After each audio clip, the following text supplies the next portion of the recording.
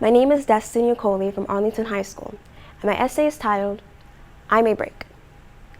Though I may break, I shall never falter. Though I may break, I shall never yield. Upon turbulent waters, my heart remains stable, and so I look to you. I have a dream, and like so many others before me who've dared to dream, I dare you too, my friend. Can you see it? Most days, it's a million light years away, but some days, oh, on those glorious Sundays, when I step out of the church and those copper bells chime, I pause. Way up in the sky, the twinkle never lied. I saw it. No, wait, I felt it. The promised land. So close I could grasp it, yet much like water, it slips through my fingers. And yet so foolishly does the heart keep trying. Does the homeless man keep begging? Does the patient keep believing? And does the student keep studying?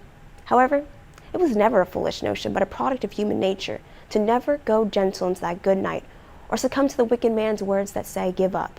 Thus, I say to you, never give up on yourself. Never give up on others in need.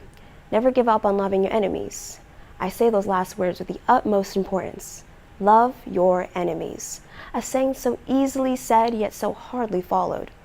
But who can blame the other when life's roads are riddled with hate? Even so, I say to all who are willing to listen, and even those who are adamant against it, love your enemies.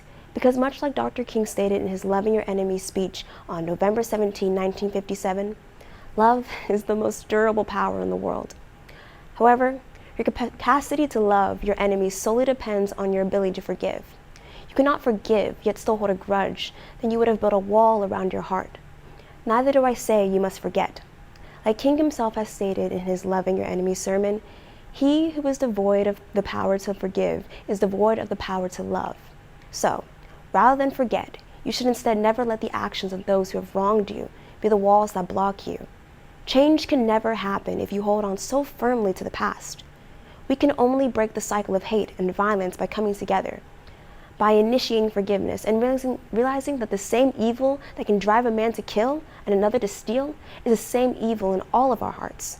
So, is it fair that I say that that's what defines us? We, the people, in all our duality, living in a world with more colors than we can see. The answer would be no then. So, love and love earnestly, beautifully, wholeheartedly. Love with the kind of love that's selfless, unconditional, that believes in the good of all men. Love with agape. Now I say this using Dr. King's philosophies. We must seek to end the evil systems that separate us all, while loving the oppressor, the ones who hurt you, and all the evil that blinds the human heart. It is then we can truly unite. Nowadays, however, it seems the systems that were put into place to unite us now seek to divide us. America, the land of the free and home of the American dream. A place where the poor, hard-working parents can aspire to give their children a better life than the life they grew up in. America, a place where the American dream once called its home, but now it's homeless. Driven out by the discarded American promise of life, liberty, and pursuit of happiness, with all that's been going on recently in the U.S., like the mass deportations, shootings, and many more acts of violence. Can we really say this is the America we all want? It most certainly is not the America Dr. King would have wanted. He believed in unity, not division. He believed that all men were created equal and thus deserved the right to a better life. In his words, he believed the afterlife of nonviolence is the creation of a loving community, and the aftermath of violence is the emptiness and bitterness. There are better ways to treat each other without the need for aggression and hate. All that aims to create is unrest and distrust with our communities. So love your neighbors as yourself. But oh, now the turbulent waters begin to rage, and rage on they do. The oceans of history are made turbulent by the ever-rising tides of hate. Thus we remain stable in our unity, stable in our justice, and stable in our hearts. For we cannot stand in unity while letting justice be an afterthought. In proper unity, there is nonviolent justice. In nonviolent justice, there is accountability. And accountability, there is genuine reconciliation of systematic issues and the steps taken to make sure they don't happen again. However, none of that can happen if we do not learn to love our enemies and to unite despite our differences. Now, look as the sea backs down, and watch as the turbulent tides that fear the ship that dares to push against it, and barrels on towards the promise far greater than itself.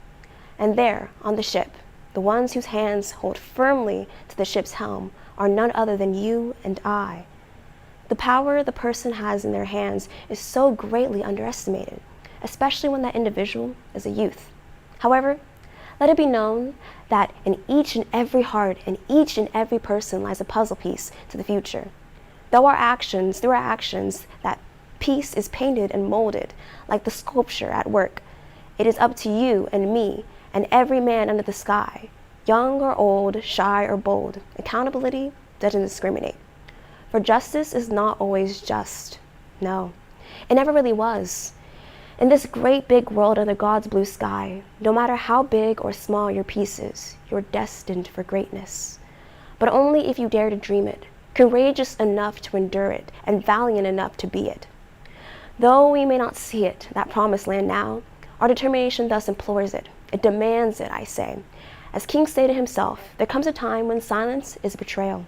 And thus, my friend, I look to you. I look to all of you because we have the power to tame the raging tides that dare to swallow us whole. Now, can you hear it? The church bells are ringing. The children are singing. The promise must be near. That's why I say, though we may break, we shall never falter. Though we may break, we shall never yield. Upon turbulent waters, our hearts remain stable.